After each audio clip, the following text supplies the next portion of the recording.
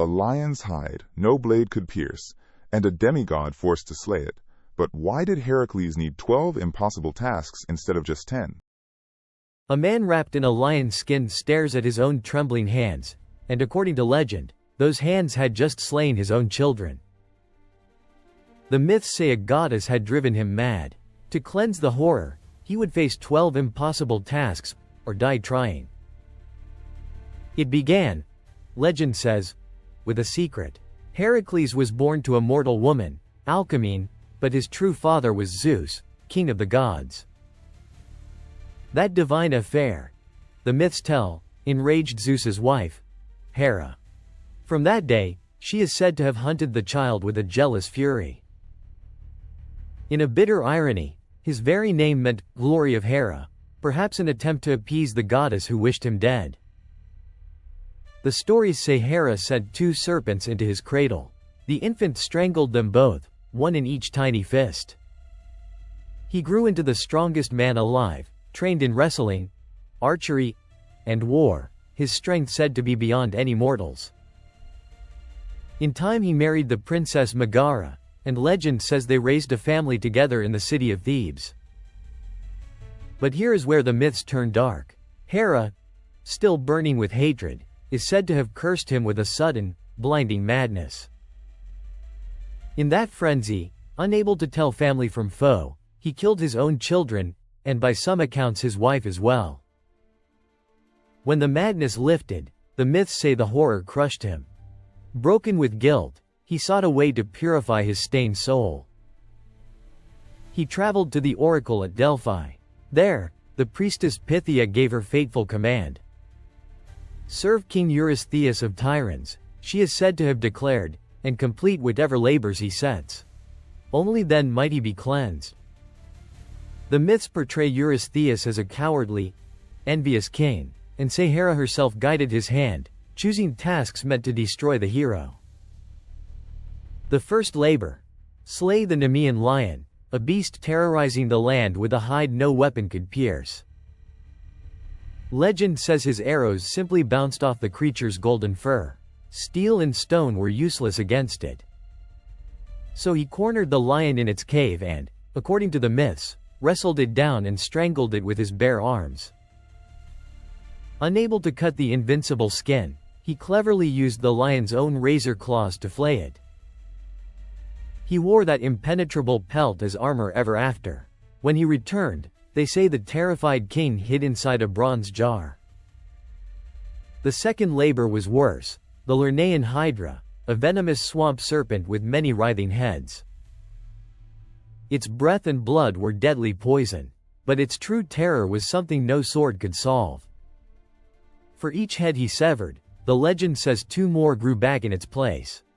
The monster only got stronger. So he called his nephew Aeolus.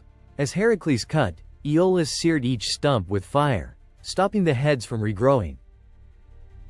One head was said to be immortal. He buried it, still hissing, beneath an enormous boulder. He dipped his arrows in the Hydra's venom, a deadly gift that legend says would later bring him great sorrow. But Eurystheus refused to count this labor, claiming Heracles had cheated by accepting Aeolus's help. The third task demanded patience: capture the Ceryneian hind, a golden-horned deer sacred to the goddess Artemis. Legend says he chased the swift creature for an entire year across mountains and rivers before finally catching it. Fearing the wrath of Artemis, he gently explained his task and carried the hind away unharmed. For the fourth labor, he was sent to hunt the Erymanthian boar, a monstrous tusked beast ravaging the mountainsides. The myths say he drove the exhausted boar into deep snow, then bound it and hauled it back alive. Once again, at the mere sight of the beast, the terrified Eurystheus is said to have leapt back into his bronze jar. Yet legend records a tragedy on this journey. A stray poisoned arrow accidentally struck his friend, the wise centaur Chiron. The fifth labor was designed to humiliate him: clean the Augean stables, filthy with the dung of thousands of cattle. Rather than shovel by hand, The myths say he tore open the walls and rerouted 2 whole rivers to wash it clean in a single day. But when King Augeas broke his promise of payment, Eurystheus again refused to count the labor as valid. The 6th task: drive off the Stymphalian birds, man-eating creatures with bronze beaks that darkened the sky over a marsh. The goddess Athena, the myths say, gave him a great bronze rattle to startle the birds from their hiding places. As they scattered in panic, he shot them down from the sky with his poisoned arrows. The 7th labor sent him overseas to Crete, to capture a magnificent, rampaging bull. Legend says he seized the beast by the horns, wrestled it into submission, and shipped it back across the sea. Eurystheus later set the bull free. The myths say it wandered to Marathon, where it would trouble Greece for years. The 8th task was gruesome: fetch the mares of Diomedes, horses that the Thracian king fed on human flesh. Their master was Diomedes, a cruel king who threw strangers to his savage mares for sport. In grim justice, the legend says Heracles fed Diomedes himself to the horses, and the beasts grew calm at last. For the 9th labor, Eurystheus's daughter wanted the war belt of Hippolyta, queen of the fierce Amazon warriors. Surprisingly, the myths say Hippolyta admired the hero and willingly agreed to give him her belt. But Hera, ever scheming, disguised herself among the Amazons and whispered that Heracles came to abduct their queen. The Amazons attacked. In the chaos that followed, legend says Heracles won the belt only through bitter battle. The 10th labor pushed him to the edge of the known world, seized the cattle of Geryon, a 3-bodied giant. To reach him, the myths say Heracles journeyed to the far western edge of the earth, beyond all civilization. According to legend, he split a mountain to mark his passage, forming the 2 great rocks called the Pillars of Heracles.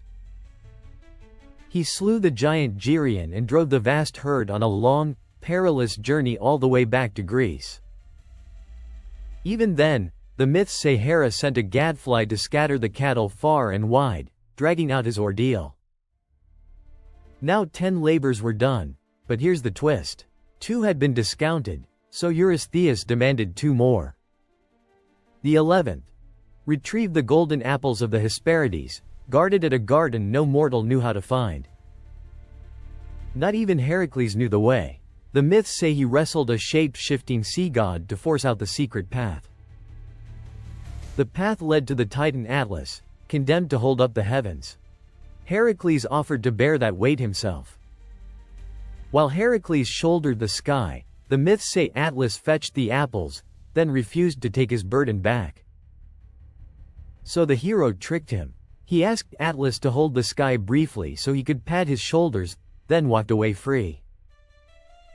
The 12th and final labor was the most terrifying of all: descend into the underworld and capture Cerberus. Cerberus was the 3-headed hound guarding the gates of the dead, a beast no living soul was meant to face. The myths say the god Hades allowed it, on one condition. Heracles could take the hound only using his bare hands. He dragged the beast up into the daylight. Eurystheus, legend says, fled in terror, and ordered it sent straight back. With that, the 12 labors were complete, and the myths say his terrible guilt was finally lifted. But his story doesn't end here. His final fate, and rise to godhood, is a tale for another day. Subscribe to World History Tales.